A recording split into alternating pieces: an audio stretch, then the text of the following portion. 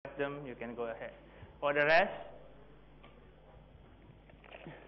actually everything is here, but I will not give it to you now because I want Katfa and Yanhan to see them first before releasing it to you.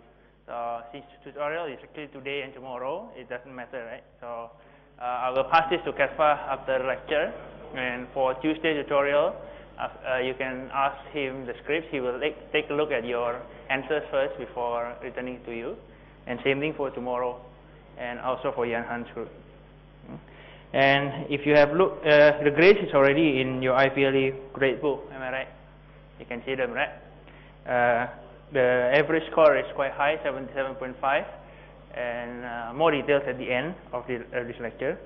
If you want to appeal, do so latest by tomorrow. So if you found out that, hey, I should have gotten more marks, do it before tomorrow. Okay. So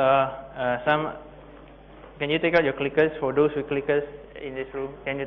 There will be several clicker-based questions, so I want to know whether this is working or not. Okay, it's working.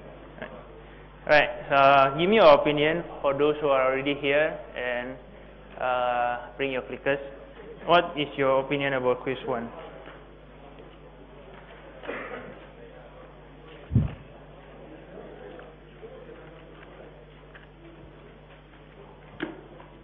So we'll start slowly. I will spend the first 30 minutes doing revision. So it can be like another midterm test. But all of them are just MCQ slides, the one that you can review them again at home. No pressure. Right. So quiz 1 opinion from 18 students are just okay, too hard, easy. Right. This is an easy test according to me. I don't want to make quiz 1 too hard. The average 77.5 will not likely appear again in quiz 2. In quiz 2, the standard will be higher. I'm expecting average 70 or around there, but one notch higher than this one. Not going to be a crazily higher, but crazily more difficult, but more difficult. Okay. And then your prediction about your own score. No need. Forget this slide. You already have this. You already have your own score. Okay. More statistics will be given to you at the end of this lecture. As I promised, I will do it in reverse order. I will only do this. I will only discuss quiz 1 solutions at the back. So if in case some of you don't want to hear, you can leave at around 11:30. You can leave, and we will spend 11:30 to 11:40 to discuss quiz 1. The solutions and lots of statistics.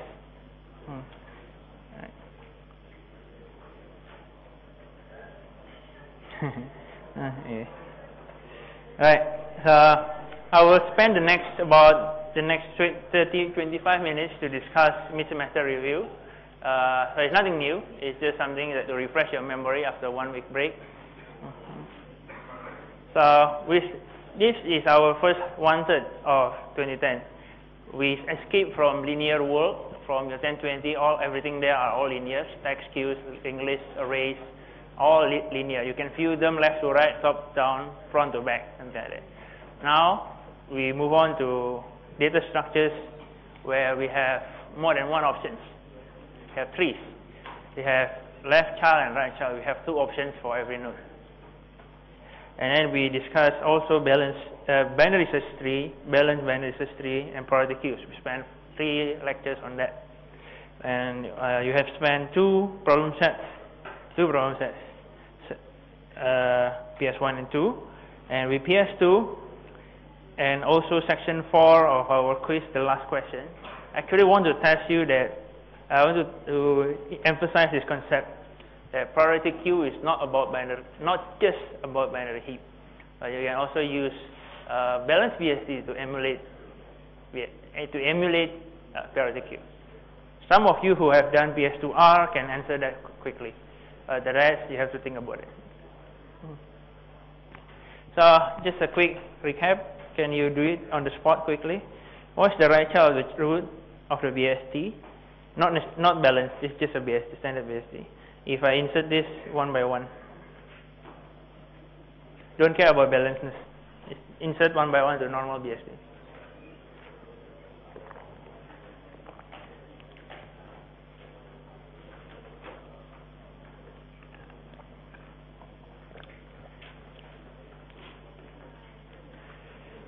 So you can imagine that in the future I can change the type of section 2 from actually drawing the graph and ask you to draw the tree. I can give you a series of instructions and tell you what's the right child of the root. After a series of insert, delete, rotate, whatever, what's the right child of the root. So if you cannot find, if you don't understand how all those basic operations are being done, you can't get the answer. The answer is 10. Which statements about heap is false?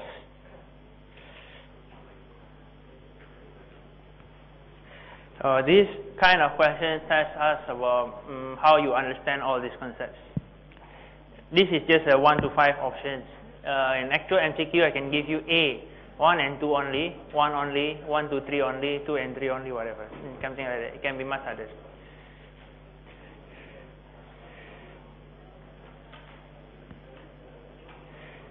So this question links several topics together.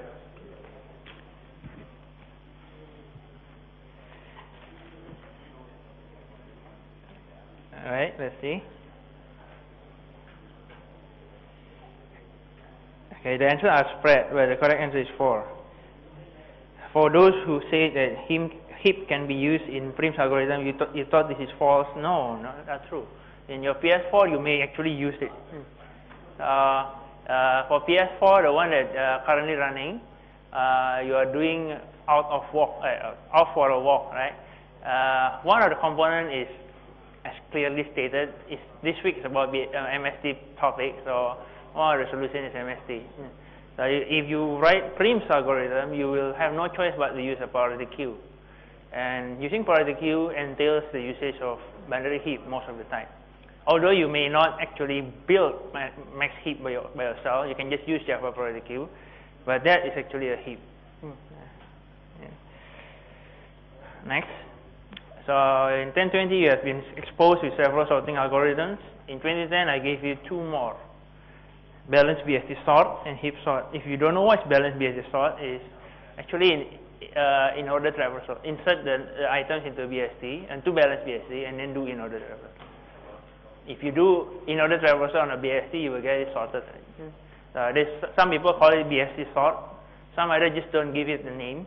But I just gave it balanced BST sort. Note that if this is not balanced BST, it will not be good. But if balanced BST, it is still good. So which one is the best out of these 7 options? What is your opinion? If you have listened to my lecture so far carefully, you actually know the answer. But let's see. Any more? 19? Okay, all 19 you are not correct. All of you who click are not correct. So if you have listened to my lectures carefully, I like to do trade-offs, right? Trade-off questions. The one that I ask you, which one is better in which condition? Have I mentioned which sorting algorithm is the best? You have to ask me again, in which condition? What kind of input? If the input is already sorted, actually insertion sort is best. If the input is, for example, I want to use my sorting for finding the second largest element, then I would just use selection sort actually. I pass 2 times, I'll get the second largest. Right? I don't need to use n log n to do that. So again, depends on which kind of input. And then here, quicksort, again, I don't mention what kind of quicksort. You have to ask, is it a randomized quicksort or is it a standard quicksort? Right? Remember that I like to ask something that is not, if it's not specific, you have to assume that the condition is this. Or if I don't mention that, you have to clarify. Usually for formal test questions, I will give you a criteria, which one that I want. I want on this criteria, what is the best? Something like that. Okay. Next.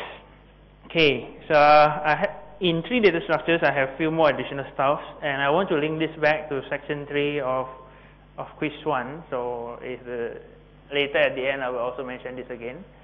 Okay, so 3 data structures. 3 is what? 3 is actually a connected graph with E equals to phi minus 1 vertices, and there will only be unique path between 2 vertices, 2 different vertices. It cannot have cycle because of those 3 properties. And then there are several types. This is not complete. I mean, there are several other types. They have binary, n-ary, complete, full, and so on. Okay. These are the ones that we discussed. They have roots, internal nodes, leaves, subtrees, and so on. And we have learned several tree traversal algorithms. The one that we discussed in depth is in order, the one that we use for getting sorted output from BST. And then we also learn pre and post during tutorials. And then on week 5 and 6, when we discuss breadth search, if you apply breadth search on the tree, it is actually level by level, from root, second level. If you don't notice that, it will be like this. If this is a tree, I run breadth search from the root. It will be first layer, second layer, third layer, and then fourth layer, and then fourth layer. So it's called level order, right? I'm going to give you a few more additional stuff by asking you to write recursive algorithms on trees. So tree is a recursive data structures. Nodes, you have the whole tree, and you have subtrees, which is also a tree, another subtree, which is also a tree. So it's a recursive definition. So solutions on 3 data structures most likely is going to be written recursively, and that's actually your subtask. Section 3 of question 1, when I ask you to print, given a BST, print the nodes in descending order only if they have 2 children. The solution, most of you forgot, not most, I guess about 1/3, around that number, forgot to have this first line. If t equal to null, return 0 or stop. What happens if you forgot that line? Okay, so suppose this is to call size t. I want to know how many items are there in my tree. If my tree is null, I say nothing, 0. But other than that, I would say 1 plus size of left plus size of right. 1 from where? From myself. If I'm not null, means I'm a node. I'm a real node. So of 1 plus size of left, size of right. Okay, what if I don't have the first line? If I don't have that base case, can your recursion terminate? No. Right? And many students in section 3 of question 1, that question, the one that I asked you to write nodes with 2 children in descending order. If you ask if t dot left equals to null, do something. If t dot right not equal to null, do something else. But you never ask whether t equals to null. Then your program will definitely crash. Because if t is really null and you check t dot left, it will be crash. In C++ it's crash. In Java it's a no pointer exception, something like that. Because if t is not defined, it's an empty tree. You cannot do anything with t dot left or t dot right. So t equal to null must be the first line that you check in tree algorithm like this. In fact, in the next few slides, you will see that the first line is always if t equals to null. I will stop it somehow. Alright. Why the time complexity is OV? Because each node will only be touched once. This is an analysis technique that I shared with you earlier. How to know the time complexity? You can use a kind of counting method. Every node, how many times you will touch this node? It happened that this time only 1. You have 3 nodes, that means OV. Then in your lecture notes, I accidentally used arrows, right? It was from C++ slide. So in C++ we use pointers, arrows, but in Java we change it to dot. Please change it to dot. And same for the next few slides. So T left arrow left, change it to dot left. Height of the tree. Okay. So see that the first line is what? If T is null, I say the tree has no height 0. If both of them are null, means that it's a leaf, right? Leaf has 1, and I don't recursive anymore. I don't recurse anymore. Else 1 plus max of left of right. Okay, questions. Can I drop the second one? Can I drop the else if t left equals to null, t right equals to null? Can I drop that?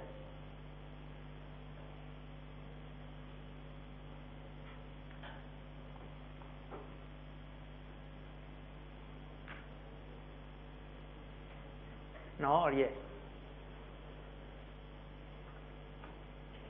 No or yes? Some like this, some like this. So which one is it? Yes. No. Don't know. Okay. My question is, if I drop the second else if, will the same code works? That's my question.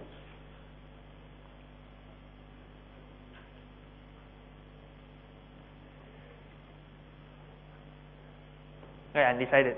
Think about it. We will discuss in forum. Max value. So I have a binary tree, but this time I drop the term binary search tree. I drop the term binary search tree. I drop the search in the term binary search tree. So it just become a binary tree. So look at this example 7538. Is this a BST? No. Is this a binary tree? Yes. Okay.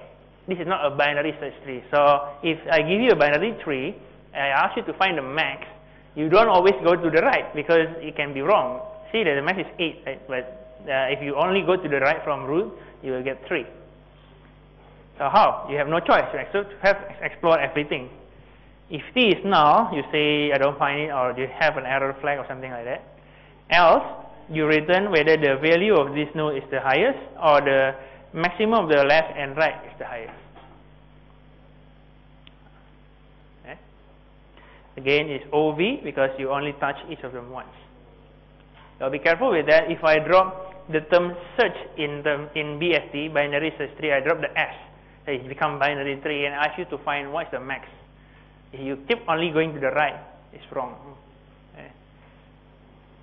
So can you generalize this? What if the tree is not binary but n-ary? Can have, sometimes I have 1, sometimes I have 2, sometimes I have 3, sometimes I have 4 children, sometimes I have 0 children. So can you generalize those 3 codes here, these 3 codes into n-ary tree, when n is the maximum number of children per node?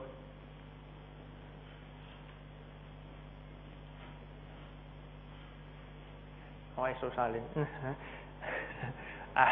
Perhaps you are currently thinking of other modules midterm test. Yeah. Okay, no problem with that. Yeah. I have agreed that on week 7 I'll let you think of other modules. Alright.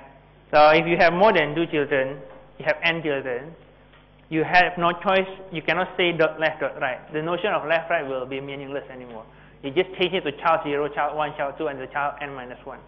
And you loop through all your children. So there will be, instead of going to left and right, you loop through from index 0 to index n minus 1. You check all your n children. Something like that. Right, that is the first 1/3. We move on to second 1/3, which is now. We are in the middle of the second 1/3. We have discussed graph data structures, matrix lists, edge lists, and later we will see implicit graph soon, very soon. And we have seen deficits, breadths, and some applications. And last 2 weeks before break, we discussed prims and cross goals. You will do the implementation details of cross goals during lab demo this week, union find data structures. But for prims, you can already do that actually. Look at the pseudocode and use priority queue to solve it. And this and the next e-lecture happens that next week is, for some of you, it's like kind of recess week, but no, it's like e-lecture is not recess week. We will do shorter splats. Okay, and then notable examples are these PS3, 4, 5, and late, and also PS bonus. You have done PS3. It's a connected component problem, plus because the harder one requires something else.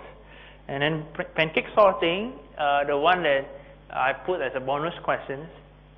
If I'm not mistaken, only 20, 30 students submitted PS bonus. I haven't actually counted, but looking at the submission page, I look at around 30 submissions. Whether how many actually got full 40 marks, I'm not sure. My TA, the TA will report back to me after they finish grading. Right? It's actually a breadth first problem, but plus. Right? Yeah, plus. It's not just a breadth first. It's something else. So if you know how to model the problem as a graph problem, it becomes a breadth first problem, a shorter span problem actually. But then it requires lots of optimizations and slightly more advanced search techniques to got it right, to got it fast. And if you don't use that, it's a matter, it's a difference between minutes to seconds, minutes to few seconds. So, yeah. So pancake sorting discussions, I have a file here that I want to show. Right.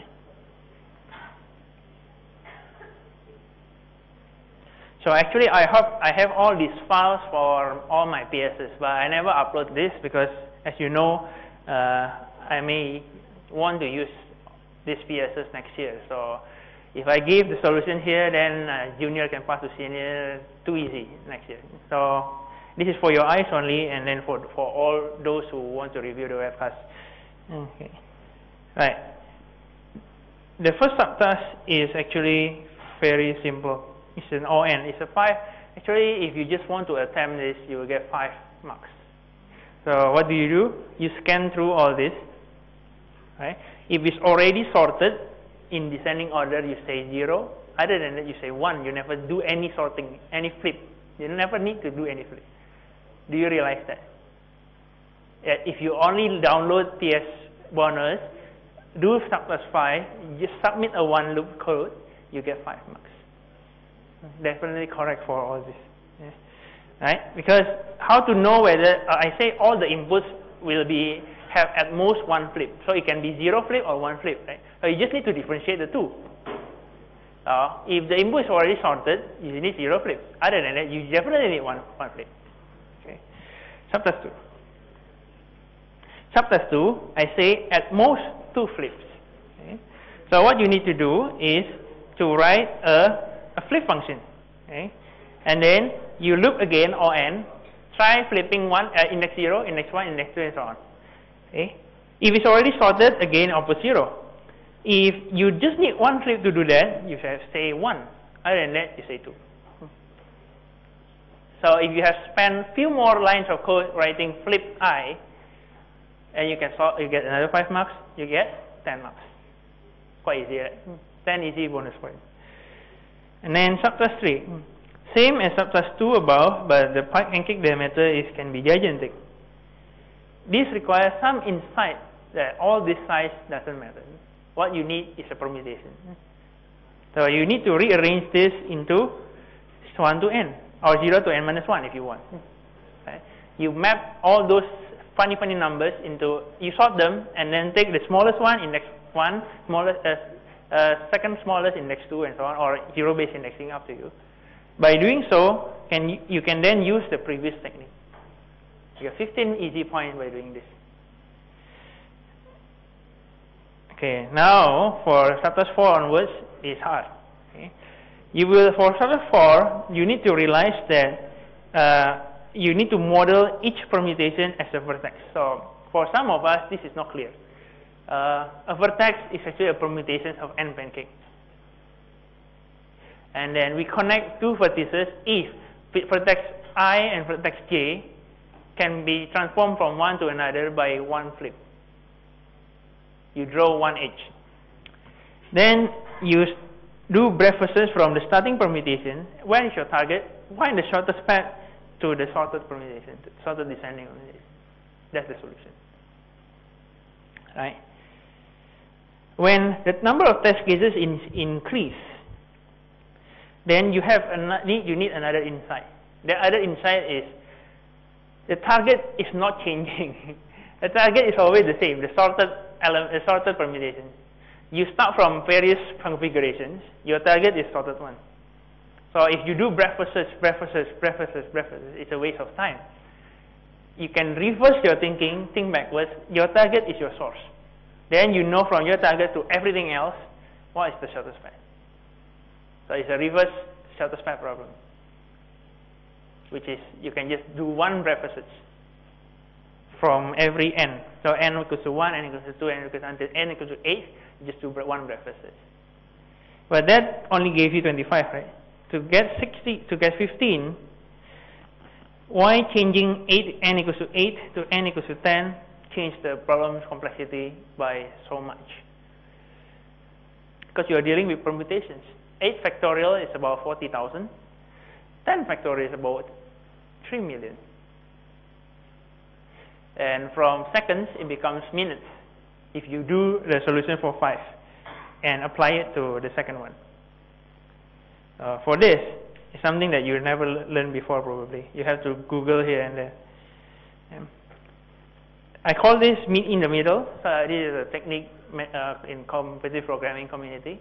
Or in technical side, you can call this bidirectional breadth search. So you know your source, you know your target. Okay, suppose my wife, me and my wife stays in Clementi, and then yesterday afternoon I land in Changi Airport. So we have been separated for 8 days. We both of us were very eager to meet. Right. So if both of us, if I land in Changi, he waits in Changi Airport, in Clementi, then I will need another 30 minutes using taxi to meet her, right? But if she travel to Changi and I travel to Clementi, we can meet together in Orchard Road in about 15 minutes. Am I right? That's the common idea. So two person want to meet from 2 different places. If one of you wait, then the other one has to walk far to reach the other one, right? But if both of you move together to the common direction, you can meet faster, right, in the middle. It's called meet in the middle technique, or bidirectional breadth search. Here, we can also do the same for PS bonus. You know the target is a sorted permutation. You know your input, your starting configuration. So you use it to breadth search until you meet. And to do this, you require some tweak in your breadth search code, which definitely not trivial if you never coded it before. So some of you spend hours doing that. Okay. And I know that there are some other heuristics that are possible. You can use A* heuristic or some other thing. I haven't explored all possibilities, but if your code is good enough, you'll get the 40 marks. Okay. Wait. Okay, this one first. Well, you are giving me nomination on this. I want to make a remark on PSs. Okay. Some of you ask me, how much is it to get level 15? I say 800 points. So 8 times full 100. If you get 799, you will be 14 plus, but not 15. How to get 15 marks at level 15 then? If I have, my PS1 is only 95, my PS2 is 890, something like that. You realize that you have bonus points everywhere in several PSs. So some PSs actually 110. Okay? And then you have PS bonus, which is 15 of them are very easy. And then we have achievement sets, 5 of them, 5 times 3 is 15 additional points. So getting beyond 800 is doable for most of you. But my average is around 13, 14. So I'm expecting at the end of the game, average is 13 plus or maybe 14, low 14. Last year it was 16. I calibrated wrongly. So almost the average is actually full marks, so which is bad. Here for this year, I make it such a way that it will roughly end at a majority of you in level 14, 1-4. Okay, so if you are around there, fine. And each level is not a fixed number of experience points. Sometimes a little bit more, sometimes a little bit less, but you can I can safely guarantee you that at the end, 800 is definitely level 15. Okay. Right, so we're running out of time, so can't skip. I will skip some of the slides. So this is what you have known so far, which is a bit higher than what you did, what the number are 2 weeks ago, and will be similar with the second slide. Which one that you can already implement? This will be also higher. Number 6, 7, and 8 we haven't done it, so it will definitely be lower.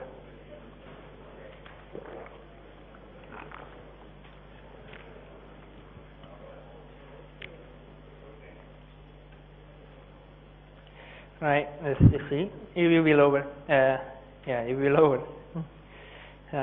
Topological sort, this will increase by the time you do PS 6, 7, 8, something like that. It will increase. And then what else? Prim and Kruskal. If you don't increase this by next week, you have no solution for PS4. You will need to do that, either one of this. Okay. Right. Maybe one or two slides more, and then I will skip the rest and jump to the main topic. Alright, so this is a technical question, theoretical questions. How can you force deficits and brevices to always run in phi squared?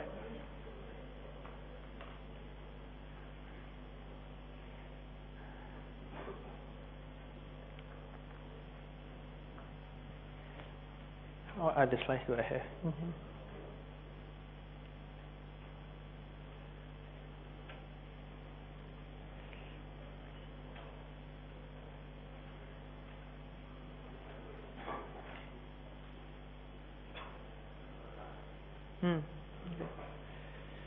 Alright, let's see.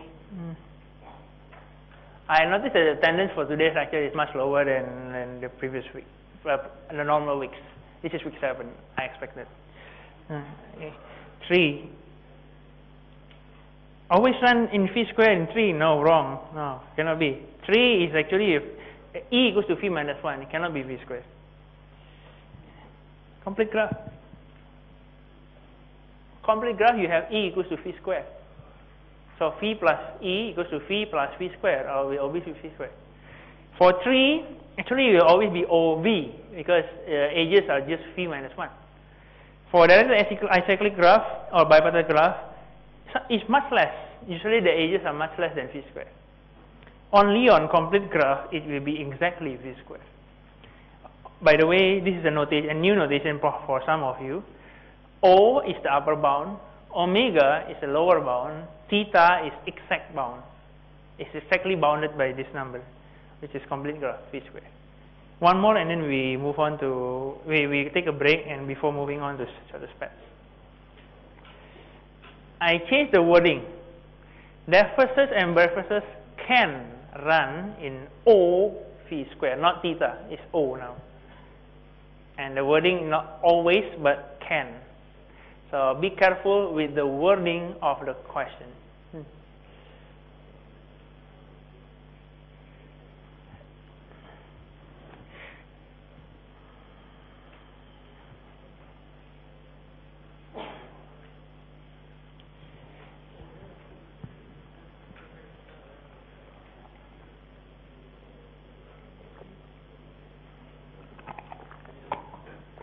All right, 17, 18, let's see. Okay.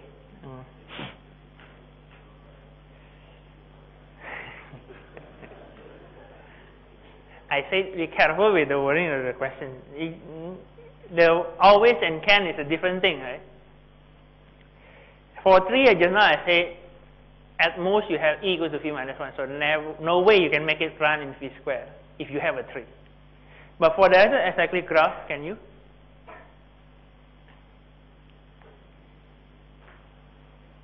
For a bipartite graph, can you do that?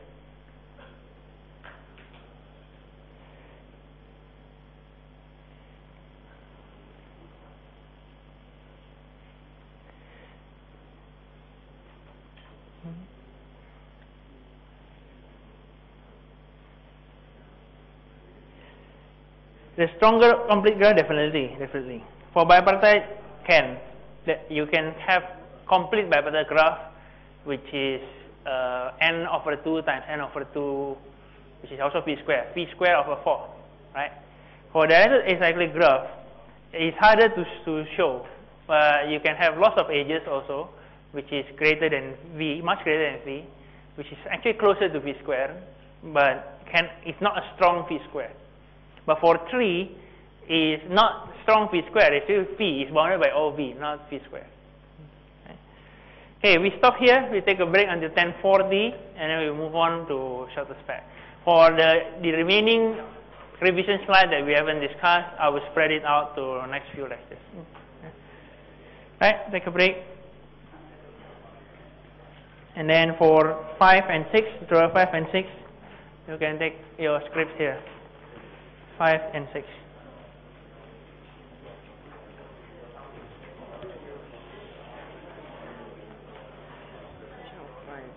I don't know why this one is 4, because I always keep the last last in element with the health priority.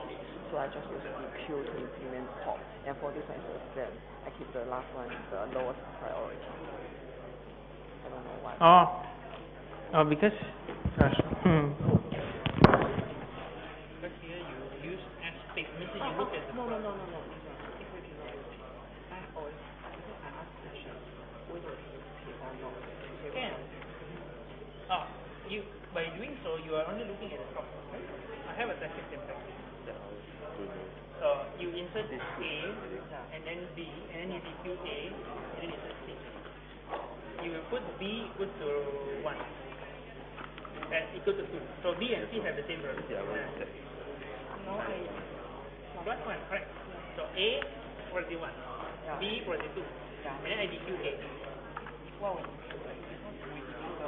the health priority. Yeah. Yeah, have so it's yeah. You DQ B. Then I put it back. And then you put C. I put B back. Because for this one. Yeah, right. I put B back.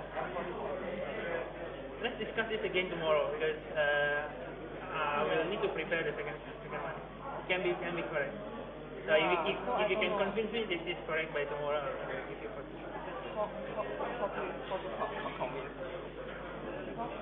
I'll think about it again because in a few minutes I can't convince. So I bring it tomorrow? Yeah, bring it tomorrow. I'll come to you. Yes. In the game system, I'm still at 7-0. In the game system, I am still at 7-0. Yeah, of course, because you haven't took the test, right? So it's just it. I mean from all the assignments. In the game system. Yeah. Your past Simon. Yeah. Who's your team? Sorry? Who is your lefty? Here. Oh, okay. He's late in grading some of them. I will remind him to catch up. Yeah. But Yeah. Okay. I will ask him to catch up. Yeah. I know he's one of the slower ones in terms of grading. I should not forget. The function has here boundary reduction between 0 in this line. For example, there are only one element in our loop, and you will return the height as 1. But only one root in space, the height should be 0.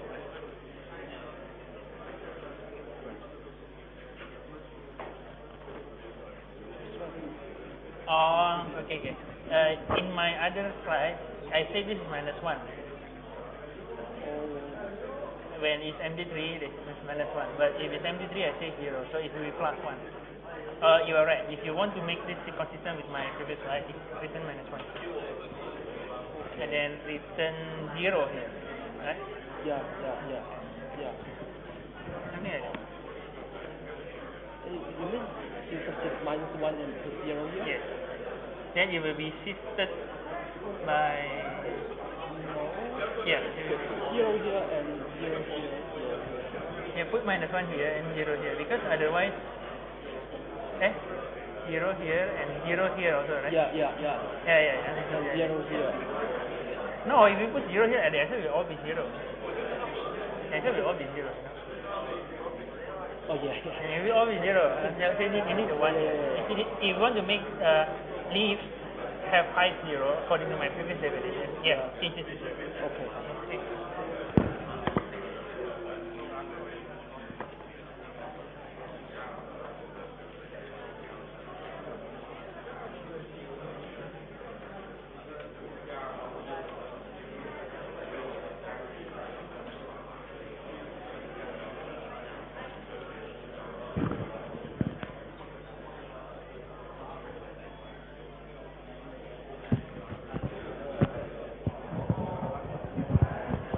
because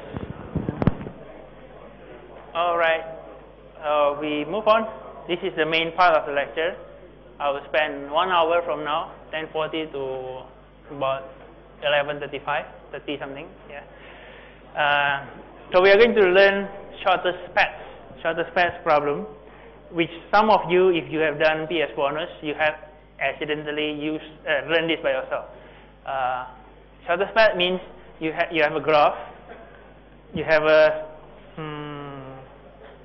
let me just use this. Right. Suppose A is my position now. It is school computing, and then B is my destination. I want to go to Clementi MRT, somewhere near my home. So I have options. If I ask what is the shortest bus route to reach Clementi, then I can the answer may be something like this. I take bus number B, stop in Central Library, right, and then change to 96, and I will get to Clementi. But is this the shortest path in terms of shortest path in terms of length? Actually, no, right? Because I can just walk from A to Central Library. It is much shorter, but I have to walk. Right? So see that shortest path can be different if you use different criteria. So if I say the shortest bus routes, I can use B to Central Library and then 96 to Clementi. If I say shortest distance, I may want to just walk from A to Central Library and then take 96. Actually, the shortest possible path will be a straight line between A to B, right? But it's not possible. Yeah, it's a straight line.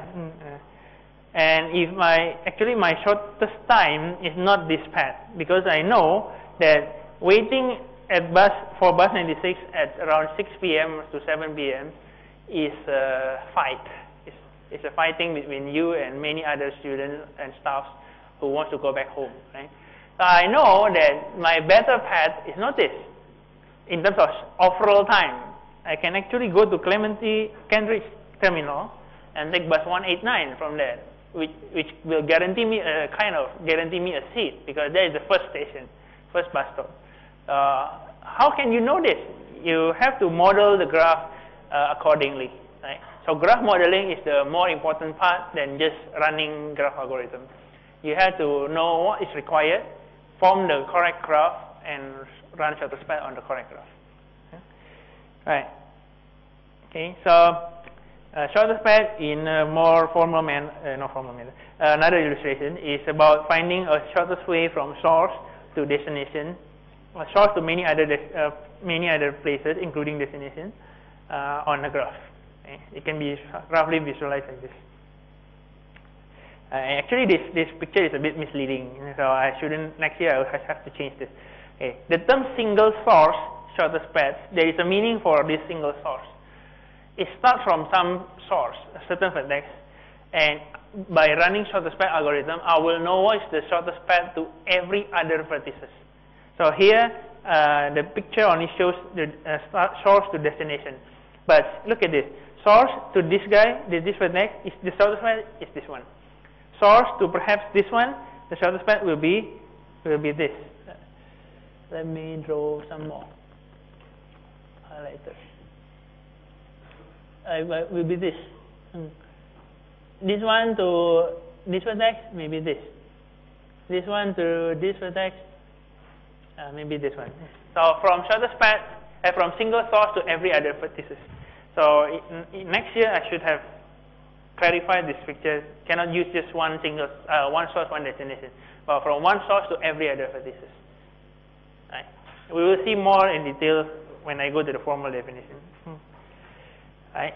So you are given, what are given to you? You are given a weighted graph where all the edges have weights.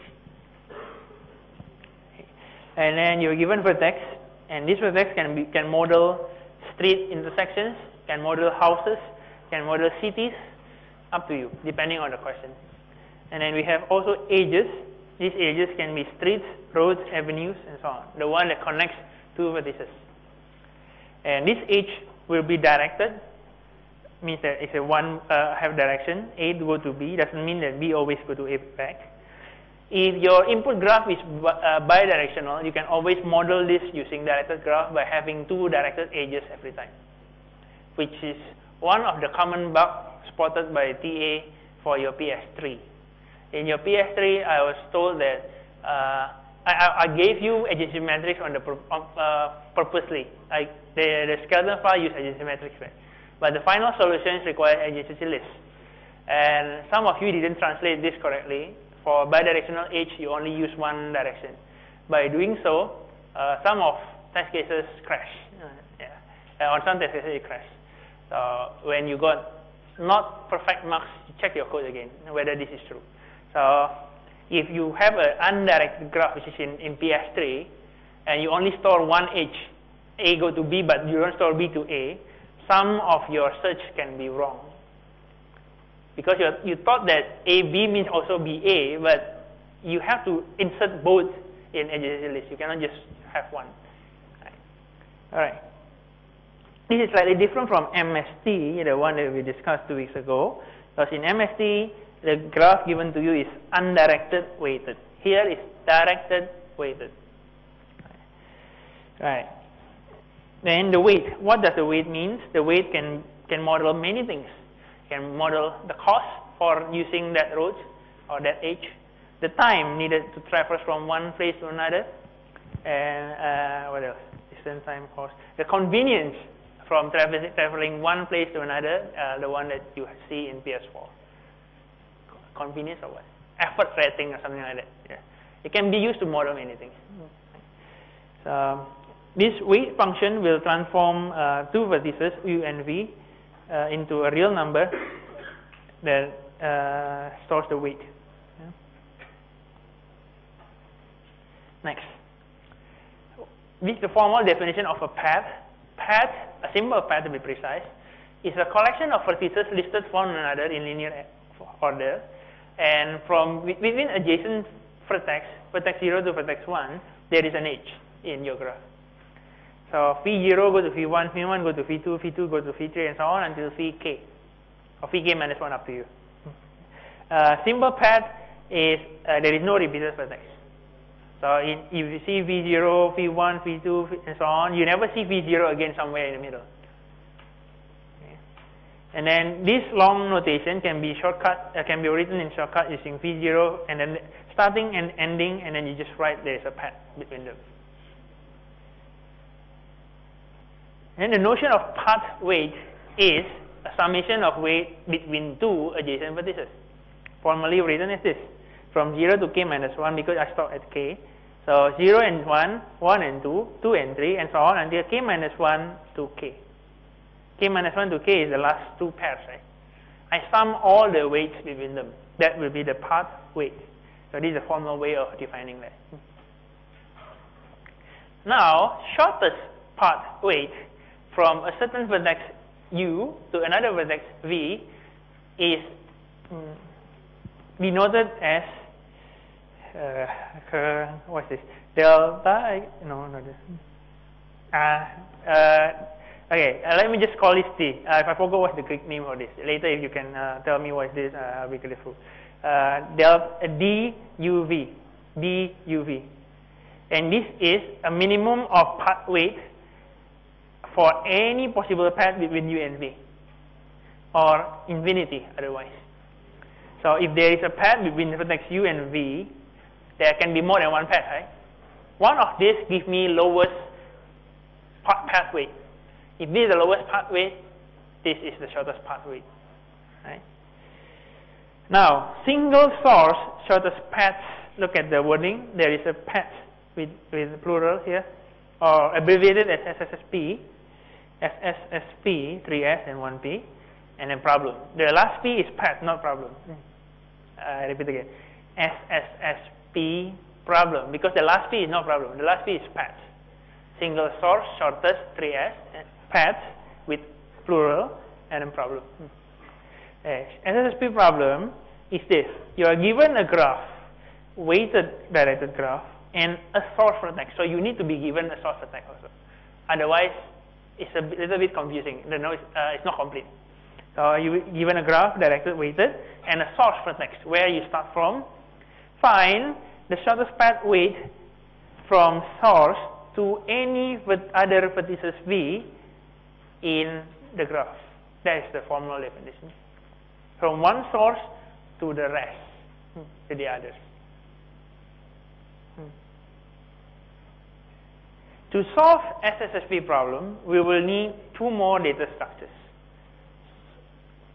So far what you have seen is for depth first search and breadth first search, you will need a predecessor array to store the paths. We use the same thing here. Okay? So this one is not a new one for the second one. It's not a new. It's to store what is the actual path. And in depth first search, breadth first search, we use visited flag, a Boolean flag to show whether a certain vertex has been visited or not. Here, we use a Boolean factor D of size V that contains numbers. And this number is the shortest path estimation value so far. So it's not 0, 1 anymore, but a real number. This can be a floating point number, or most of the time it's integers. Right? And so this will help us maintain the state of shortest path algorithm at every time. So initially, distance from V to V itself is 0 if V is the source. Distance from dV will be 0 if V is actually the source, because the shortest path from the source to the source is 0, nothing, you don't have to leave. So this is something that you already know even before running the algorithm. And then other than that, D of V for other vertices will be infinite. In practice, it will be just a very large number. So you can say 1 million, 1 billion, up to you. Yeah, for now, it's just a very large number. And then, throughout the execution of all shortest path algorithm, I will keep increasing dV until as soon as we find a better path, we will keep decreasing them. And there is an invariant, something that will not change throughout the execution of the algorithm. The content of dV will be greater or equal to the true shortest path value from S to V. It will be greater or equal. So initially it will be some infinite number, very high. Suppose this is the shortest path, the actual shortest path value.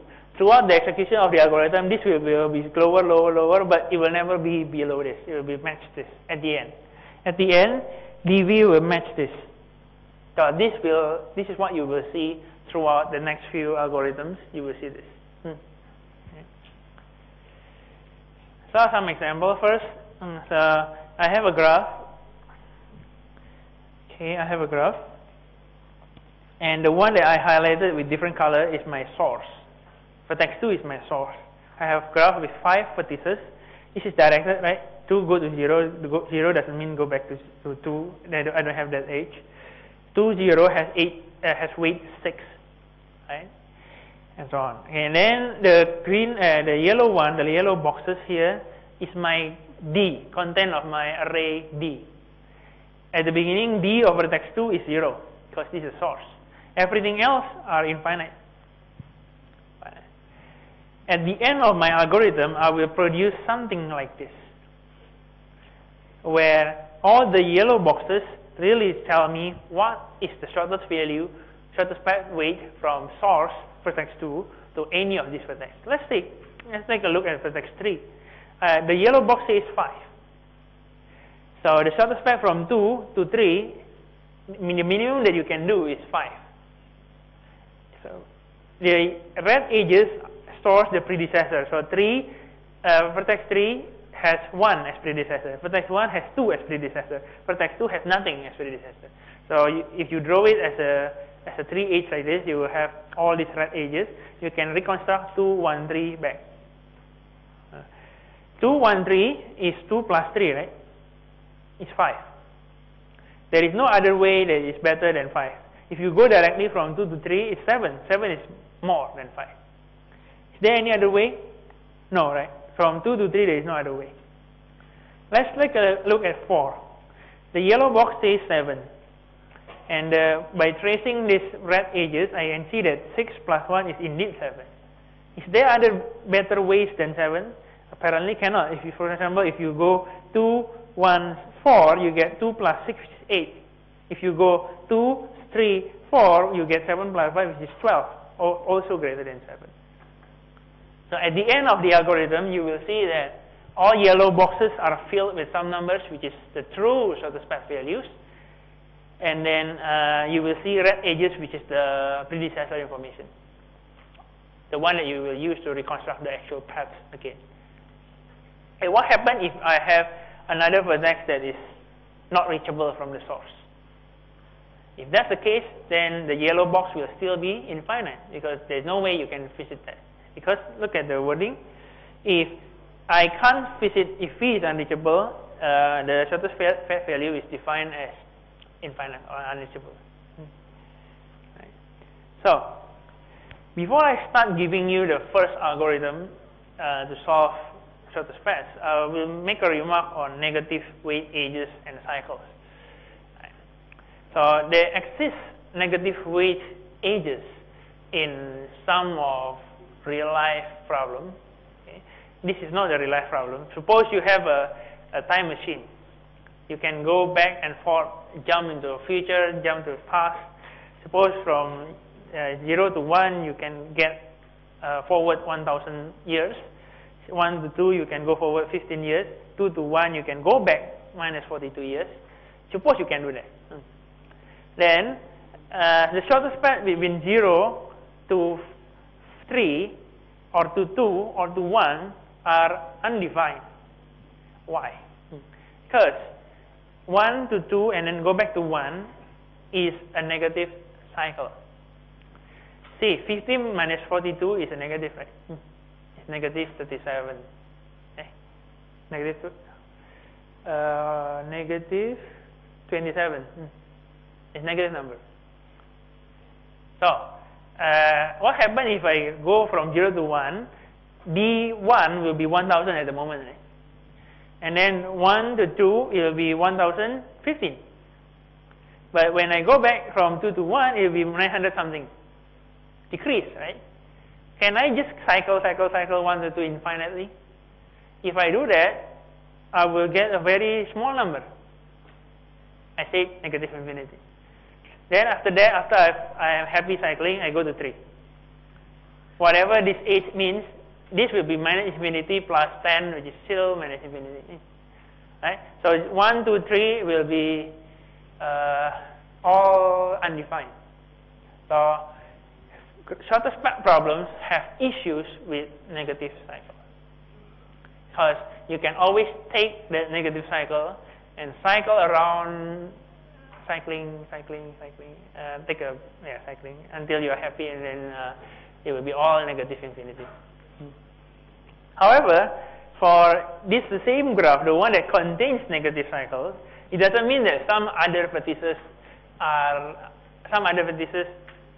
it doesn't mean that all vertices have problems. Look at 0 to 4. 0 to 4 don't have problems, although the weight is negative 100. The shortest path from 0 to 4 will definitely be minus 100. Although it's negative, but it doesn't have negative cycle, it's still okay. So negative weight, okay, unless you have negative cycle. Right. If all your ages are positive, you will never have negative cycle, obviously. Right. But if some of your ages are negative, you may have negative cycle. And when you have negative cycle, shortest path problem can be undefined for certain vertices. Right. Now this is a time traveling story which is not that good. Right? I mean, not that real life. I can give you something that is more realistic. Stock market. Sometimes plus, sometimes minus, sometimes plus, sometimes minus. Right?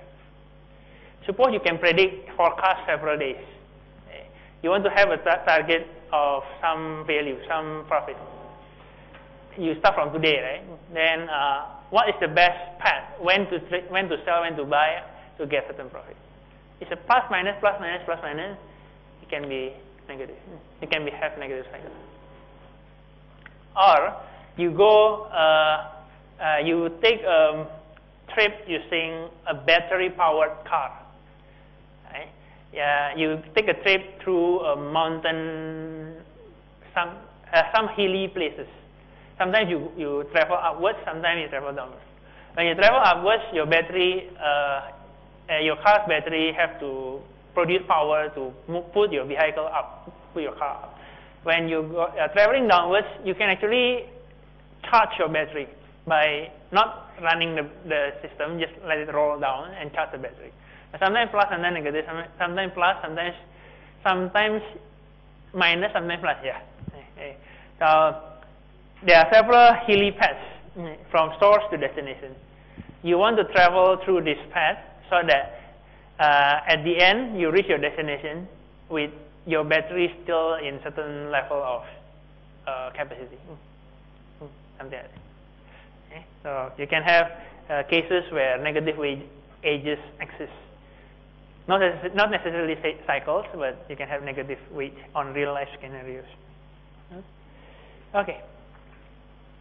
So this shortest-path problem, again, is a well-known CS problem. It's a well-known, same as MSD. And I will discuss 3 algorithms in this lecture. First, I will discuss O something general shortest-path algorithm to introduce to you the basic operations, initialize shortest-path routine, and the relaxed operations. This is the important operation that we will see. And I will go on with Bellman-Ford shortest-path algorithm, which is a simple extension of the general one. And then at the end, I will just make a remark that you cannot use breakfasts on weighted graph. On weighted graph, you cannot, because it can be wrong. It can be wrong. So the first initialization step is this. So you will have to call this routine for all our shortest-path algorithms. First, you have to set everything for every vertices in the graph to have a very large dV. For practical usage, we just put 1 million here, and then declare the predecessor of all vertex to be -1. This is to say that it doesn't have predecessor. Because if you use zero-based indexing, -1 will not be part of the vertex number, right? So you can safely use -1 to represent null, or you don't have any predecessor. And then you say ds will be 0. This is your first initialization. Why don't I do something with ps?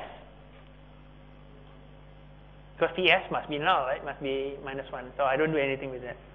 Okay. Right. Now I give you an operations that is very elementary, but it's important for shortest-path algorithm. Relax u, v, and the weight of uv. So these are the 3 parameters. The code is just this 3 line. If dv greater than du plus weight uv, means that if the shortest-path estimation, because d is an estimation value, it will only be the true shortest-path value at the end of the algorithm. So at the beginning, it's just estimation. If dv is greater than du plus weight uv, means that I can, instead of going from the previous path to dv, I take du, I go to u, and then take weight uv and reach v, right? If I can do that and shorten the overall shortest-path estimation, I will do that by updating the value of dv. dv is now du plus weight uv, and then predecessor of v is now u. So let's take a look at this. Suppose I have vertex x, u, v. The shortest-path from x to x is 0. Suppose this is the source. I have 2 direct edges, x, u, with weight 4. So I know that du at the moment is 4. And predecessor of u is now x. I have another direct edge, u, x, v, with weight 9. So I know that dv will be 9 at the moment, and then pv will be x at the moment. Suppose after checking, running my algorithm, I found out that there is another edge uv with cost 4. See that if I call relax uv with weight 4, I can have 4 plus 4, which is 8, which is lower than this, which is lower than 9. So I can reduce dv from 9 to 8. And I say predecessor of v is now u. So predecessor of v is now u, predecessor of u is now x. Means that the shortest path is now xuv instead of xv. So we are going to keep fixing this shortest path estimation as our algorithms running. So we will keep doing that. So I will show a general shortest path SSSP algorithm that can solve shortest path problem. So the algorithm is very simple. Repeat this. Select any edge. If you can relax that, do it. You keep doing this until all edges have dv less equal to du plus weight uv, or when all edges, when all vertices have the correct shortest path values. So before I show you anything, can you tell me whether this is going to be, whether this is going to terminate or not terminate?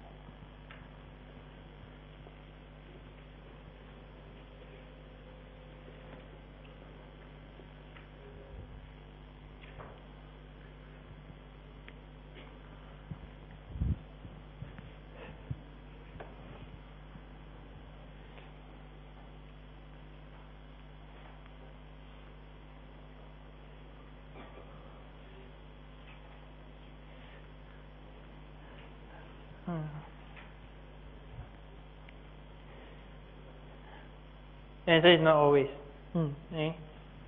Look at this. Alright, so this is the copy of what the sample graph given to you. Right? Why I have to do demo on the whiteboard? Because I want to show something. Why don't I use my script? Because my script don't have this algorithm. Alright, so I say that. Do I have another color? No, I don't have. The shortest path between source to source is 0, right? So for those at the very back, hopefully you can see roughly what I'm writing here. Even if you don't, just get the feeling of what I did. Really, I just want to show the feeling. Okay, so the algorithm says select each uv in arbitrary manner. So maybe Jolu, tell me what edge do you want? Any edge. 2, 0. 2 to 0. Okay, so I take this edge. Okay, dv is du is infinity. But if I do 0 plus 6 is 6, right? 6 is smaller than infinity. So I will decrease this to 6. And I will take this edge as my current shortest path from 2 to 0. Okay, some other people who random. Saloni, what other edges that you want? 0 to 4, 3 to 4. Okay, 3 to 4. Okay, correct. You have to ask me to do something that is hard. Okay. 3 to 4, infinity plus 5 is greater than infinity. At the moment, it's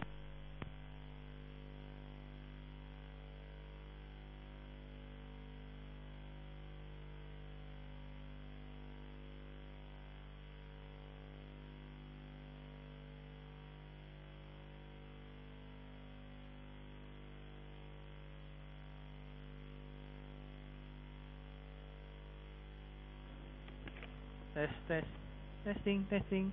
Woo.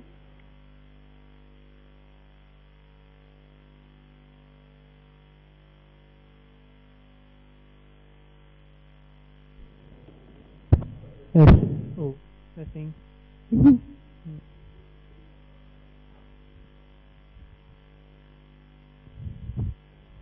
Okay. At the moment, I shall only chose 3, 4. Infinity plus 5 is greater than infinity. At the moment, infinity is actually 1 million, 1 billion. So 1 billion 5 is greater than 1 billion. So I do nothing. Actually. So some other people, some other. Just shout. What ages that you want? Anyone? Sorry? 2 to 0. 2 to 0 again, right? 2 to 0 again. So I will do 0 plus 6, 6. 6 is not less than 6, so I do nothing. Any other ages? Sorry? 0, 4. Okay, 0, 4.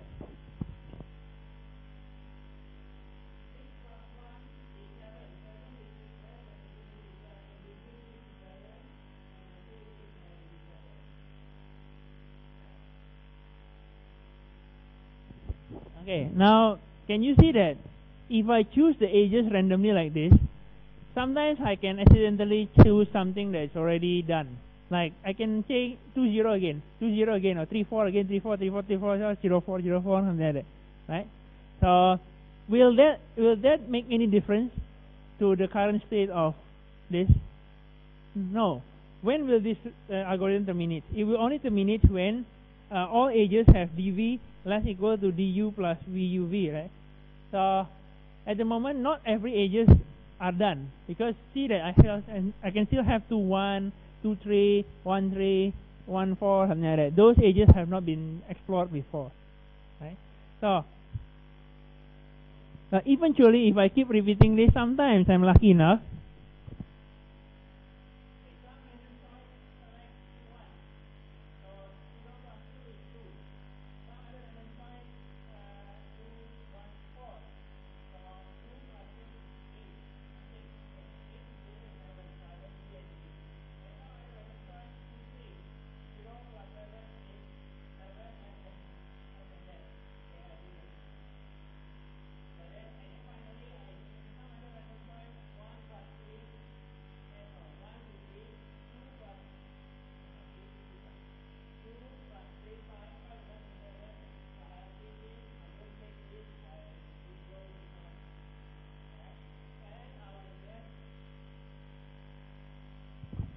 I will get the same graph as the one on the right.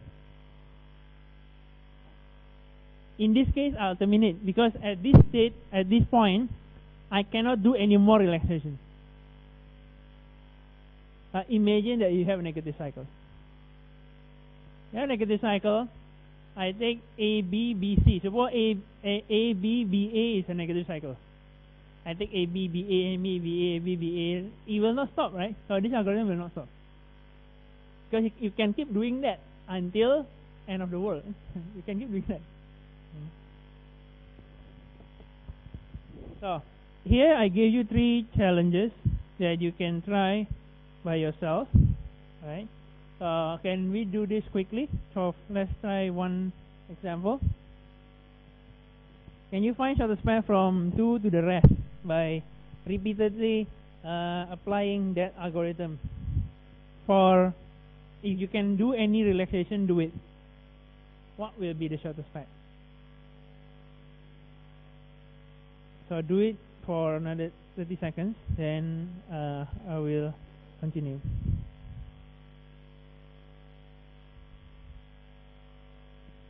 While we are waiting, I will run something.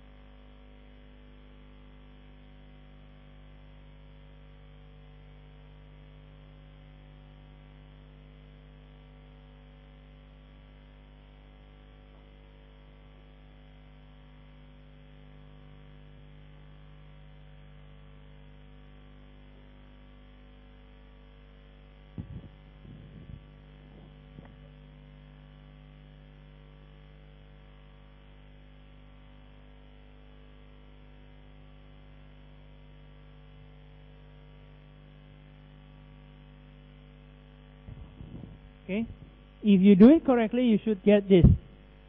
From 2 to 0 is 8, 2 to 1 is 2. Let me compare with the big picture at the back here.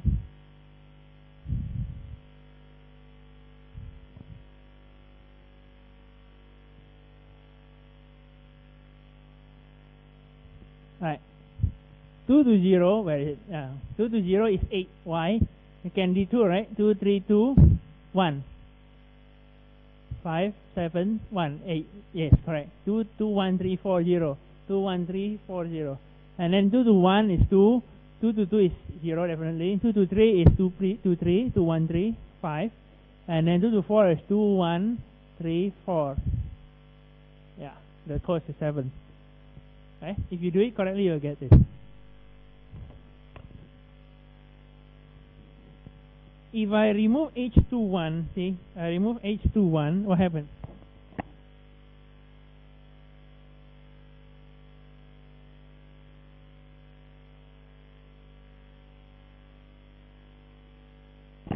You will see that from 2 to 0 is still, it can, but 9, right? 2 to 1 is infinity. Here is 1 billion. It doesn't change. 2 to 2 is 0. 2 to 3 is infinity. You cannot reach 3. But 2 to 4 is 204. Is 18. 9 plus 9.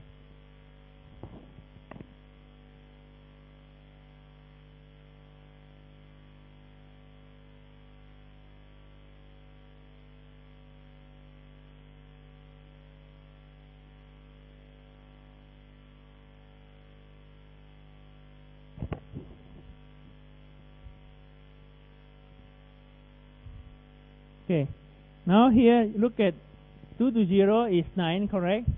And then 2 to 1 is infinity. 2 to 2 is 0. Look at 2 to 3. 2 to 3 has funny thing, right?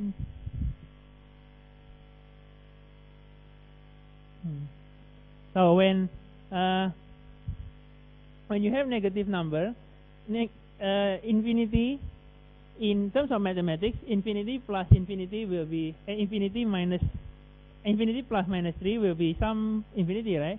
But can our computer do that? No. So when 1 billion minus 3 is actually 999 something, which is less than 1 billion, right? Right.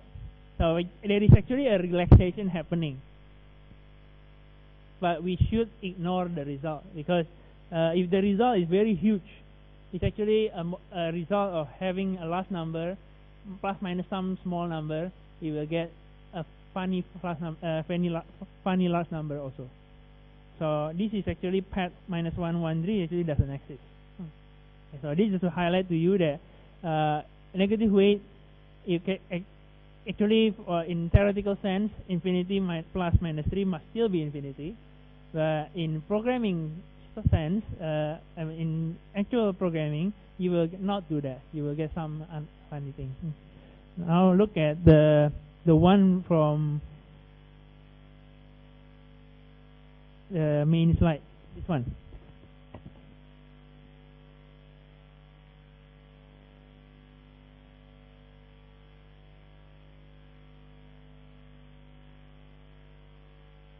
Now I want you to look at the number of iterations. This one 25, right? Now 11.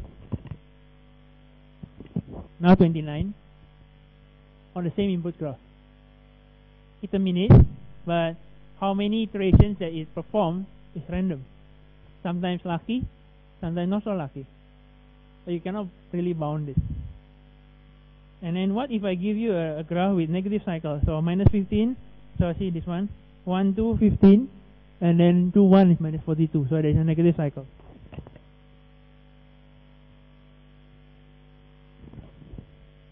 I can wait forever. This is not going to stop. This is the generic algorithm. It will not going to stop.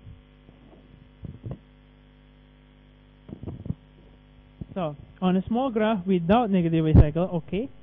A small graph with negative wave cycle, the algorithm will not stop. Small graph with some negative edges, negative cycle, okay. However, the algorithm terminates if you give a graph without negative cycle.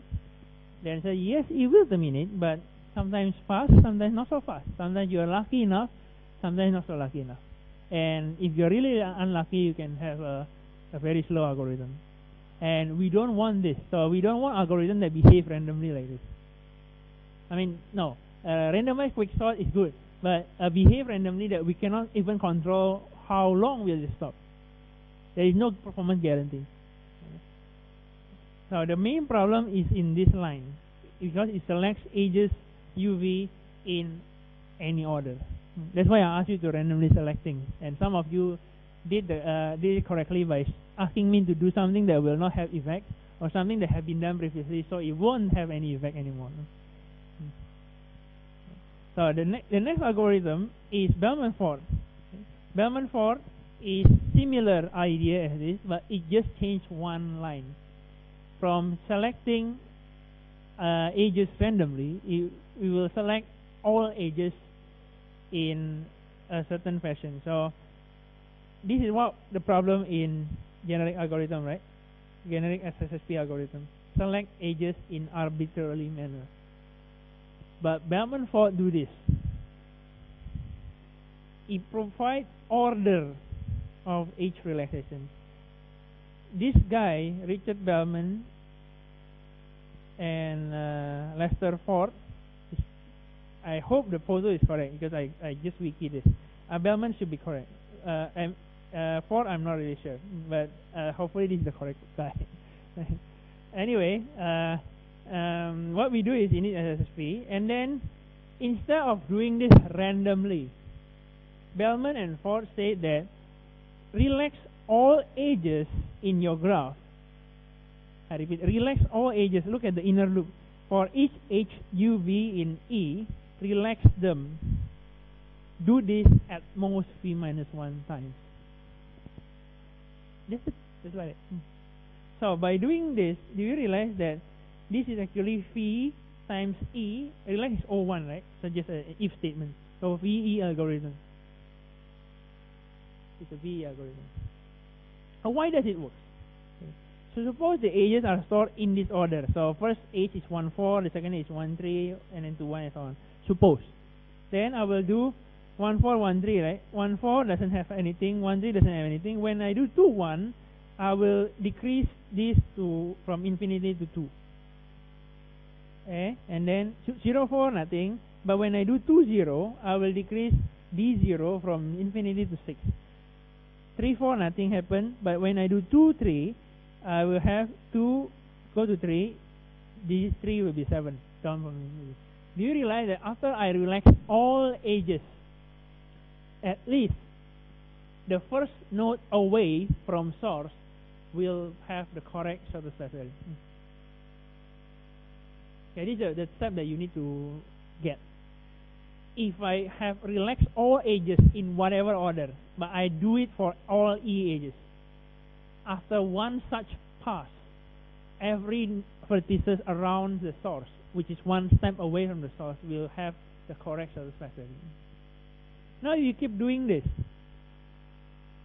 Oh, by the way, after one pass, you see that D1, D3, and D0 have been changed. But is there any more ages that can be relaxed? Yes or no? At this stage, after all E ages have been processed. Compare with this figure, compare with the final solution that you have.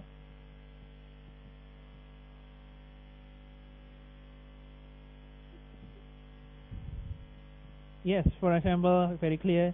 You can still do 1, 4, right? 2 plus 6 is 8, still lower than this. Or you can do 0, 1, or you can even do 7, 5. 3, 4. 7 plus 5, 12 is also smaller than this. There are 3 more ages that can be relaxed. Okay. So suppose because of the ordering, I do 1, 4 first. Doing 1, 4 will give me 8 for D4. And then when I do 1, 3, there's also 1, 3 has not been updated. When I do 1, 3, I can drop the D3 from 7 to 5. When I do 0, 4, I can have D4 down from 8 to 7. Right. So after going through this all set of ages 2 times, I got this state. Bellman and Ford say if you repeat this at most phi minus 1, there are phi equal to 5 vertices here. If I do this 4 times, I will get everything done. Right? But if I do it 2 more times, no more changes. Right? We call the set of edges selected in the highlighted as red here as the shortest path spanning tree from the source to every other vertices. Say that from vertex 2 to every other vertices you can reach them, right? So that's the shortest single source shortest path. So at this state, does every dv equals to the true shortest path from source to v? Simple question.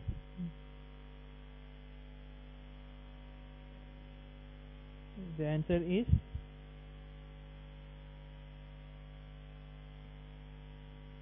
very simple. Be all yes. Be all yes. For those who say no, can you do anything else with this graph? Can you do anything that can even reduce the shortest path value for any of the vertices? No. So this is the final state.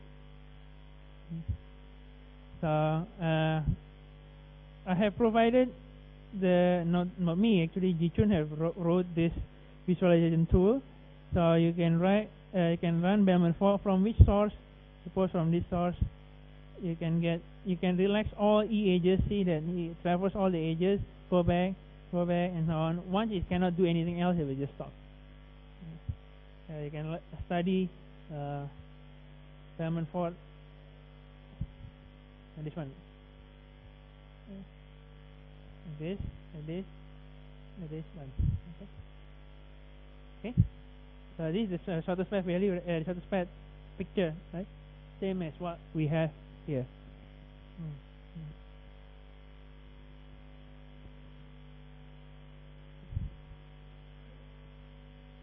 So you don't have to do this. Okay? If I give you the graph, the same graph as what we have seen earlier, if you run Bellman Ford, of course, it will give you the same answers. Right? But it will now do it in OVE times. At maximum, after phi times E iterations, after phi times E relaxation at most, I will guarantee that my algorithm stops. So, for those who are curious why Bellman Ford works, we will need to look at some theorems and proofs. Okay, first theorem that I want to share is this. So if this is still not clear after the next few minutes, during the tutorial we will go through more details in this week and next week and next 2 weeks. If the graph has no negative weight cycle, the shortest path from S to V is a simple path. Why? Suppose it's not. Then it contains one or more cycles. Suppose there is a cycle C in P with a positive total weight. If we remove C from P, do you realize that we are going to have a shortest path than P? So you say that if you say that there is a path that contains cycle, and this is shortest path. If this cycle is a positive weight cycle, if I remove them, I can have a path from from S to V, from U to V, with a shorter value, right? So there is a contradiction. This contradicts that P is shortest path. But however, if you have a path that cycles and then go to destination, if this cycle actually have zero weight, so all weight is all 0, 0, 0, 0, 0, it doesn't contribute to total shortest path value. If I take it out, we can do that without increasing the shortest path weight, and I can make the path from non-simple path to even simple to a simple path by removing this zero length cycle. What about negative weight? I don't have it, right? Here I say if there is no negative weight cycle, the shortest path will be simple.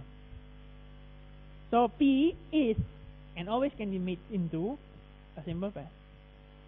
So shortest path will definitely be a simple path.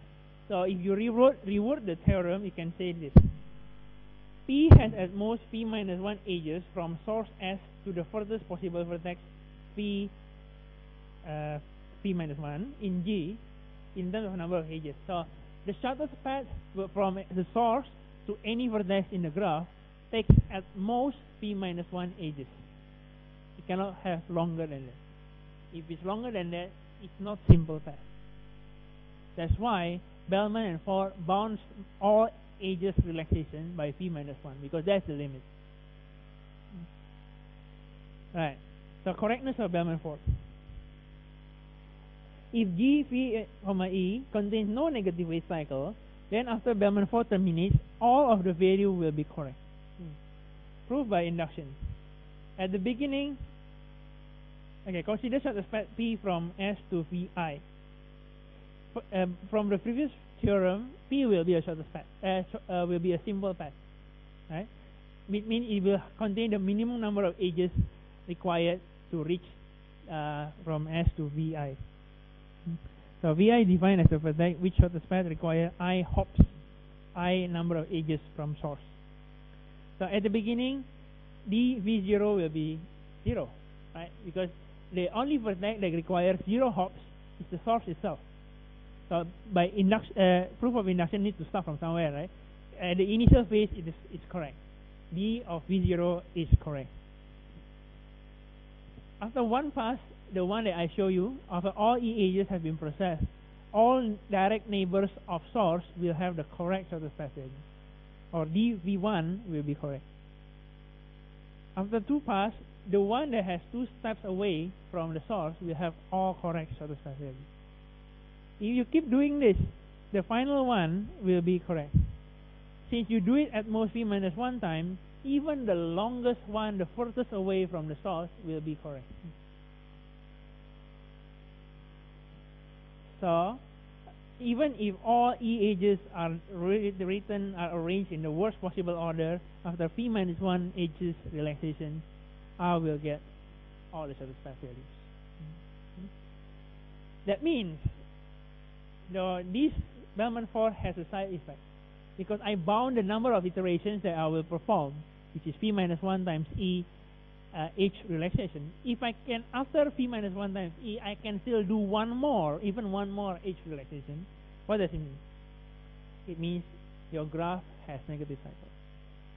Because by proof, if a graph has no negative weight cycle, by phi minus 1 times E H relaxation, everything must have been completed. If it's not, you have negative weight cycle. So we can have another 3-line check. After Bellman-Ford stops, you check all edges again. If you can still do any relaxation in one of them, you say there is a negative weight cycle. Okay. So I will show you a Bellman-Ford briefly.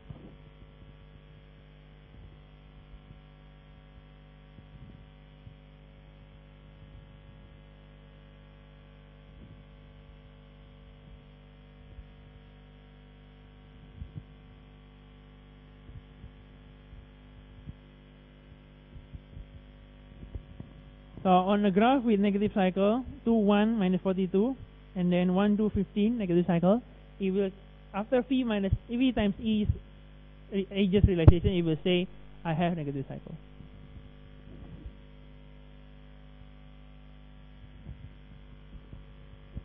For the sample graph, the one that you saw here, it will quickly terminate after phi E. It will not randomly terminate after some iteration or some other iteration. No, after at most phi E, it will just stop and produce this.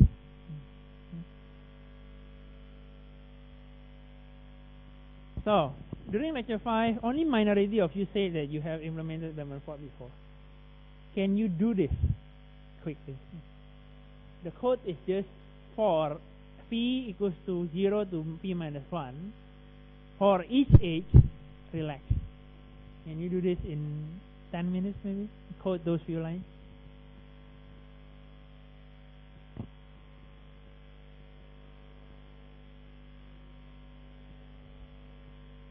In PS5, you will probably do this. Okay. You are correct, majority of you are correct that the hardest portion of shortest path algorithm is not about executing certain algorithm. It's about finding what graph is it in the problem. Finding the graph in the problem. That's the harder one. Now, next week, we will continue with another shortest path algorithm called Dijkstra algorithm. Happens that next week, SOC, not SOC, NUS instructs all SOC staff to do this in e-lecture. How? Not sure, not sure yet, because I haven't prepared the e-lectures yet. In the worst case, I will ask you to review last year's video, last year's webcast. But I will try to do something else to make it slightly better. Details to be confirmed. Details to be confirmed. So, what is your state of understanding at the moment? Okay. Right. So for those who want to leave, you can leave. For those who want to know quiz 1 result, statistics and full solutions, you can stay. I give you 1 minute to decide what you want to do. You can leave or you can stay.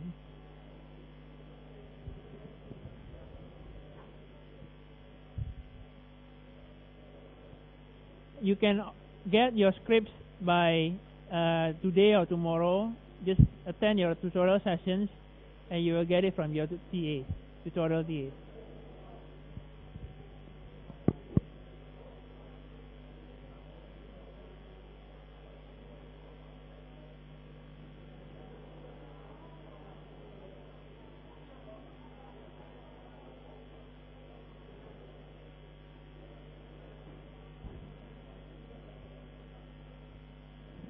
Okay, how many of you will leave? I know there will be some people who will leave because you have other classes or you simply don't want to listen. I know that at the end, before exam, almost everyone will look at this review from this webcast again, or look at the solution file that I'm going to upload later. It's your choice, up to you. I have to be fair that not everyone will want to listen to this. Okay, for those who stay, this is the truth. Okay, first remark that I want to make is your metric number. Some minority forgot that metric number also includes the last letter. Your metric number have last letter, right? So don't forget that. Otherwise, I have to check and add it back to you. And then the second one, about more than half forgot what is your tutorial number. Okay, fine, because we don't actually associate the number. We only look at remember the time. But then, minority of you forgot your TA name. Hopefully, luckily, it's not with me, But for Katfa, there are various spellings of Katfa, and also Yan Han, Pang Yan Hang or Yan Han or whatever. Lots of wrong spelling. I hope that in the future you can at least remember your TA name properly, the proper wording of the name. Question number 1.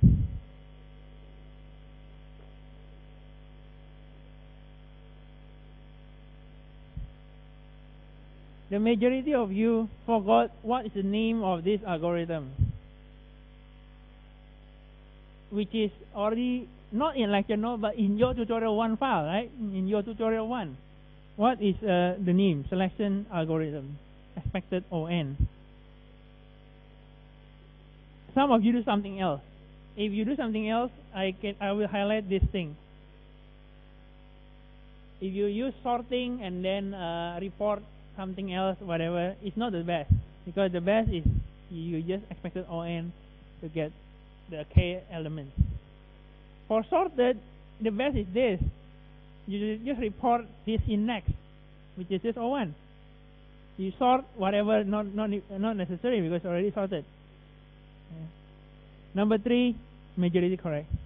Number 4, I got complaints because I forgot to bring calculator. How come you asked me to do this? So you can answer me this, right? You don't have to compute, seriously. You can just put, if n is 2 to the power 20, log 2n is 20. Do you have to compute this number? No, you just need to write this. So if you still want to complain, this question is unfair because I forgot to bring calculator. Then I will reply back, you don't have to compute. You don't have to compute. You just have to find this. For this one, I remember I gave the number is 10. It's 10. And this is lecture 2. Okay. The perfectly balanced is log n. Totally unbalanced is O n. Or some of you write n minus 1 to log n whatever. This is all bounded by log n and n. Fine, I accept all the variations. For number 6, I write specifically highlight, show me when the priority matters. So if you ask me if the answer is, printing in SOC. If you're not clear with that, I can mark it down, because I'm not sure if I print to any SOC network printers and you print at the same time, will I get the priority? I'm not sure. I think it's first come, first serve. But if you say, according to your understanding, it will be lecturer first and then students, then fine. You show that there is a priority there. But if you say network printing in SOC, I want to see where the priority matters, because other than that, it will be first in, first out, right? It will be standard queue. So if you're not clear with the priority, I will mark it down. And then heap sort is equal, on par, same, something like that. Okay. And then heap sort compared to merge sort. And then compared to insertion sort, it will be better or smaller or faster than insertion sort. Okay. Next. This one quite easy. This is the answer. Quite easy. Okay, this one, question number 2, is the one that has major mistakes. This is the final picture. This is the final picture. I have 1, 2, 3 after rotation, and then I saw some of you attach 25 on the right of 20, which is wrong, and then some other right sub 3 wrong, because when you insert 24, there will be a double rotation already. So I want to check that. These test cases are crafted to test several possible combinations. So if you got the structure not like this, it will be straightforwardly 2 out of 5. Because I say final answer has minor mistakes, is 2, not 4, not 3, but 2. Okay, so this is my grading scheme. And then this one, majority is correct, because if deletion is easy, right? It's because the answer becomes smaller and smaller, so it's not going to be more difficult. It will become more easier with more deletion. Here has a nice pattern for 5, 6, 7, 12, 13, 1. This one just like this. This one just like this. They are different. They are more or less the same. The major confusion will come from the presence of negative numbers. Suddenly you have ordering of positive and ordering of negative are different, right? So you have to adjust this mentally during calculation. Okay, number 3. If you do in-order traversal, it will be sorted left to right, smaller to larger. If you do reverse in-order traversal, you do right first, visit left. It will be decreasing order. That's one step. Second step, when you do the in-order traversal, you check whether you have 2 neighbors or not. If you have, 2 children or not. If you have, print it. Otherwise, you don't. That's the easiest answer. Then you can get this one. This is called in-order special, whatever, something like that. The first important check will be t equals to null. If you don't have this, any recursion will not stop or crash. So this is 3 points here, and then 3 points for ordering right and then left, right and then left, and then another 3 points for checking if left and right null before printing. Something like that. So the possible score will be 0, 3, 6, 9, 12. Something like that. Question 3.2 is for the first one is a trick question. The second one is most of you got the idea. The first one, you have to look at this one first. So assume that if there are more than one item with the same priority, this DQ will return any of them. So if you just insert this in, first out, you will not get the thing correctly, because the DQ operation are not guaranteed to give you first in, first out. It can give you random output. So to make it really perform in, first out, you have to set a global variable priority, and you set, say, priority equals to some number, can be 0 even, and then every insertion, every NQ, you keep decreasing this by -1. Right. So some of you say, I start priority equals to 1 billion and then decrease. If you don't say that, fine, because you say start from 0 even, the next one -1, -2, -3 is also decrease, so fine, no problem. The B, if you understand what I'm asking in A, B is actually the reverse of A. So instead of decreasing, you start from 0 and blah, blah, blah, blah, blah, and this will behave like last in, first out, like a stack.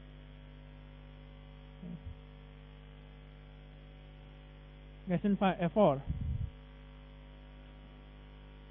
If X has 2 children, definitely it has something greater than X, definitely it will have a successor. If X has no X dot right is a single node, that is the successor. If X dot right has left children, you find min on that. True. The second one, if there are 3 integers and you on a balanced BST, all different, then you can only have one possible configuration. Suppose A less than B, B less than C, B will definitely be the root, and C will be on the right side. Some of you say other things. You don't mention that a balanced BST can only have this configuration with 3 different integers. So if you don't highlight the balance property, you cannot get the mark for that.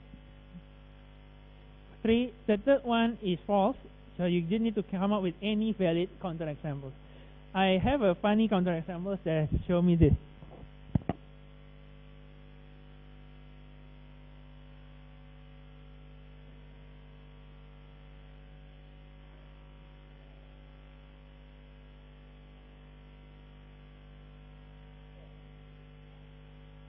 Or something related to this. What's wrong with this?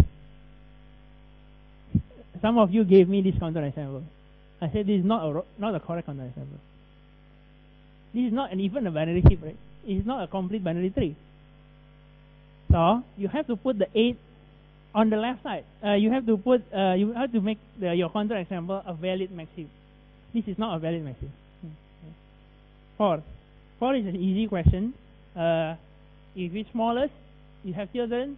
The children should be smaller than you, right? So it contradicts the fact that you are smallest. The smallest can only be at the least. You cannot have children. Question 5 is a test on PS2R, or if you have discussed PS2R. So you can enqueue using BST. Its insertion is in a arranged BST, which is log n. You can view DQ as finding and then deleting the minimum. So find max, and delete. So some of you just find max. You forgot mention delete, so I deduct minus 1 from there. So why? Because I'm calling NQ a DQ, right? I'm not asking you what is the max, or I don't ask you get top element or something like that. I ask you to DQ, so I'll take it out. So you need the delete part, not just finding max. Okay, this one. Okay, this one. In the next one, this will be higher. Okay, this is 15, right? And this 15 has a magic number. With this 15, it will be easier because this is one of the harder questions. This requires combination of many things. First thing is this: you have to sort the 4 strings first, so that order does not matter. Many of you forgot this. If you don't sort the four team names, what happens? Suppose I have Arsenal, Chelsea, MU, City, and I have Arsenal, Chelsea, City, MU. It's the same 4, right? But in different order. If you don't sort this first, these two will confuse your program, because your program will treat this as different. You will count the frequency differently, and frequency, popularity, everything will be wrong. So you have to first ignore permutations. How to do so? You sort. Second, you use plain array to keep the frequency. So this 4 will be how many times? This if you have another 4, you compare with whatever you know so far. Yeah, you increase the count. Whatever you know, the next one comes in, the next 4 comes in. You check whether it exists or not, and then increase by 1, something like that. If you use array for that, it's n square. If you use balanced BST, it will be n log n, because every insertion you just need log n search to find where is the 4, and then increase the frequency accordingly, or create a new one. For the 15 mark solutions, you have to go back to 1020. You have to use hash table. There are several strategies that can work. So you can map each string into index 0 to 19 because there can only be 20 themes. After sorting, you hash this into a table of size 10,000 because there can only be 20 choose 4 or 4,800 blah blah blah combinations. If you create a table of 4845, it's actually going to be a very slow hash table because your table is so full of collisions. A good working number will be about twice or 3 times the size. But most of you don't even mention the hash table size. But anyway, fine. Okay, I'm not going to ask you about that. If you guys spotted that you do a hashing on a proper hashing function, fine. Okay. If you don't use hashing, you can use direct addressing formula. I can change this into base 20. Base 20 by using team 0 times 20 power 3, team 1 times 20 power 2, team 2 20, and team 3. Do you realize that this is a conversion to base 20, right? It's a conversion to base 20. Suppose I only have 10 teams. If I have 8, 1, 3, 2, means that team 9, team 8, 1, 3, 2, team 9, team 3, team 2, team something like that. So I can use the digits to represent my teams. But if I use base 20, I have to transform it like this. Then the highest will be about 160,000. I can create a table of 160,000. Finally, I can use bit mask. So this is a typo. To the power 20, bit mask. So you have a bit string of size 20. You turn on only 4 of them. So suppose team 0, team 5, team 20, and then team 19. You turn on all these 4 bits. Then this is your top 4. And you increase the frequency accordingly. 2 to the power 20 is only 1 million. So this can be considered as ON also. But which is larger. It's about 10 times slower than this. And about this is also some constant slower than this. Right? But any 3 are considered ON, so they can be kept 15 marks. The original source is conformity, one of the highlighted problems in my book. Right. So, then some statistics. Average student marks for each question is like this: high, high, high, high, and 48%. So for the last one is 48%. So the deciding factor, as always, will be the last question. So in quiz 2, I have planned to decrease section 5 to 20 marks to further spread to lower this average score, to spread you out. At the moment with this, look at the first 4. The first 4 is too tight. The average is about 77 to 80 to 85, so which is not good for distribution sense, but good for your moral. Yeah. Anyway, the average for quiz 1 is 77.5. Average for quiz 2 will be designed to be lower than this. Okay, that's all. I'm running out of time.